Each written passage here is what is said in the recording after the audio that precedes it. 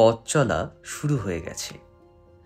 চারপাশে নানা ধরনের পাইনের গাছে ঢাকা পাহাড়, কনকনে ঠান্ডা বাতাস যেন গায়ে এসে লাগছে।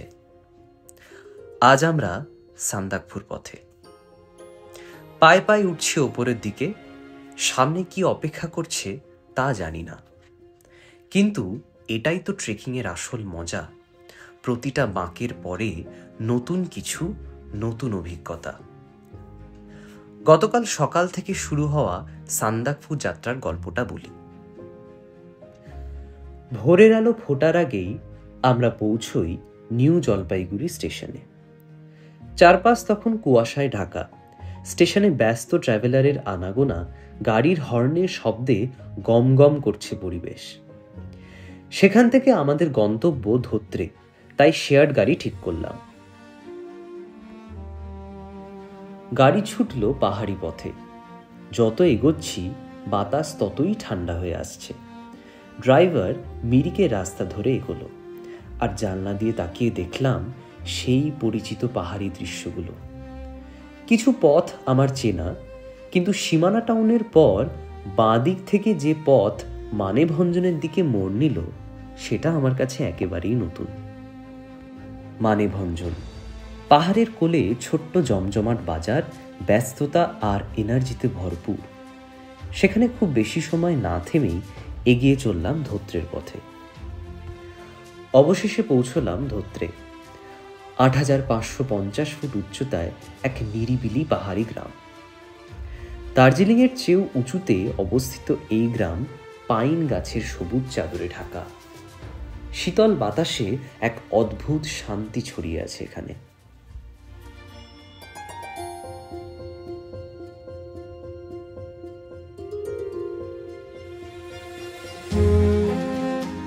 আজ সেই ধোত্রে থেকেই আমাদের যাত্রা টুমলিংয়ের দিকে, যা ৯৭৪৪ ফুট উচ্চতায় অবস্থিত। সামনের পথ পাহাড়ের গায়ে আঁকাবাঁকা হয়ে উঠে গেছে, আর আমরা ধীরে ধীরে এগিয়ে চলেছি। কারণ টুমলিং মানেই নেপালের দুয়ারে পৌঁছনো, আর সান্দাকফুর পথে আরো এক ধাপ এগিয়ে যাওয়া। পথ চলতে চলতে হঠাৎ সামনে এলো এক ছোট্ট ফুটবল মাঠ। ঘাসহীন, একেবারে মাটির, আর চারপাশে দিগন্তজোড়া পাহাড়ের এক স্বপ্নীল দৃশ্য। মনে হচ্ছিল যেন এই মাঠটা আকাশ আর পৃথিবীর মাঝে দোল খাচ্ছে। কিছুক্ষণ দাঁড়িয়ে ভাবলাম, এখানকার শিশুরা কি দারুণ পরিবেশে বড় হচ্ছে। শহরের কোলাহল থেকে অনেক দূরে প্রকৃতির কোলে তাদের ছোট্ট কিন্তু শান্ত জীবন।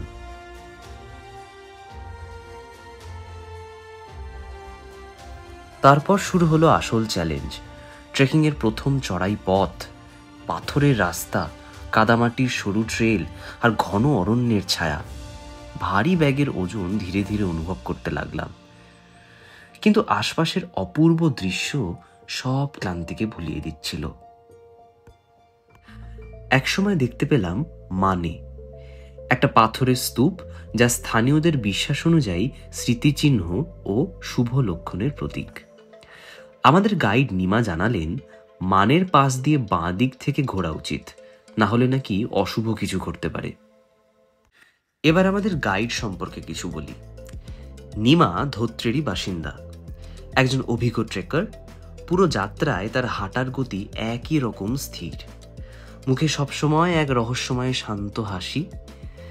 যারা ভবিষ্যতে ট্রেকিং করতে চান, ভিডিওর বর্ণনায় নিমার যোগাযোগ নম্বর দিয়ে দিচ্ছি। রোদ মেঘের লুকোচুরি, অজানা পাখির ডাক, আর একপাশে বিশাল উপত্যকার মনোমুগ্ধকর দৃশ্য, এই অনুভূতি ভাষায় প্রকাশ করা কঠিন। কিছুক্ষণ পরই রাস্তা আঁকাবাঁকা হতে শুরু করলো। কখনো হালকা বন, কখনো এত ঘন যে সূর্যের আলো পর্যন্ত পৌঁছতে পারছে না।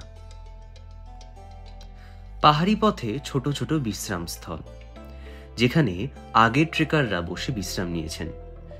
কিছুক্ষণ বসে জল খেলাম, একটু দম নিলাম, তারপর আবার রওনা দিলাম।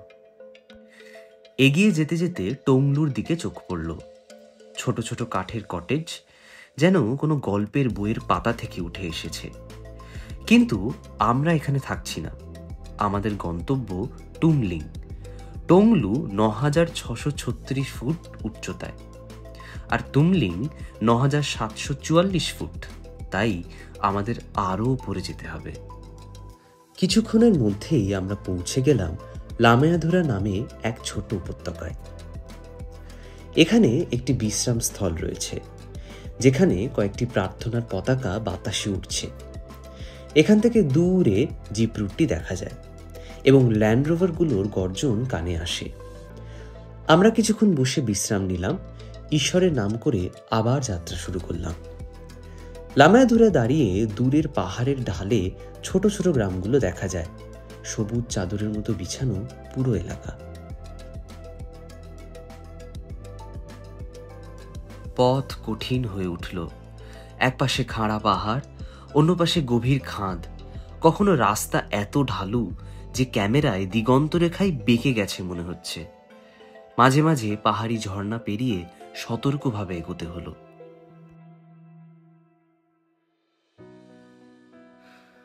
শেষের দিকে বাতাস তীব্র হয়ে উঠল। সামনে তুমলিংয়ের সীমান্ত রেখা, চারপাশে গাছ কমে গেছে আর দিগন্ত আরো বিস্তৃত হয়ে উঠেছে। দূরে দেখা যাচ্ছে পাহাড়ের নিচের ছোট গ্রামগুলো। অবশেষে টুমলিংকে দেখতে পেলাম। অর্ধেকটা মেঘের আড়ালে ঢাকা সেই টুমলিং। শেষ মুহূর্তে আমরা জিপ রুটে উঠলাম, কয়েক সেকেন্ডের মধ্যেই পৌঁছে গেলাম। কাঞ্চনজঙ্ঘা তখন মেঘের আড়ালে ছিল, কিন্তু পর্যটকের উচ্ছ্বাস ছিল চোখে পড়ার মতো। ক্লান্ত কিন্তু দারুণ আনন্দিত। তবে এটাই তো কেবল শুরু। সামনে আরো অবিশ্বাস্য সব অভিজ্ঞতা অপেক্ষা করছে। তাই চ্যানেলটি সাবস্ক্রাইব করে সাথে থাকুন। পরের দিন কি কি হলো, নতুন কোন চ্যালেঞ্জ, কোন অসাধারণ দৃশ্য জানতে হলে অপেক্ষা করুন পরবর্তী ব্লগের জন্য। আপনাদের মন্তব্য আর ভালোবাসা আমাদের অনুপ্রেরণা দেয়। ট্রেকিং নিয়ে কোনো রকম প্রশ্ন থাকলে কমেন্টে জানাবেন।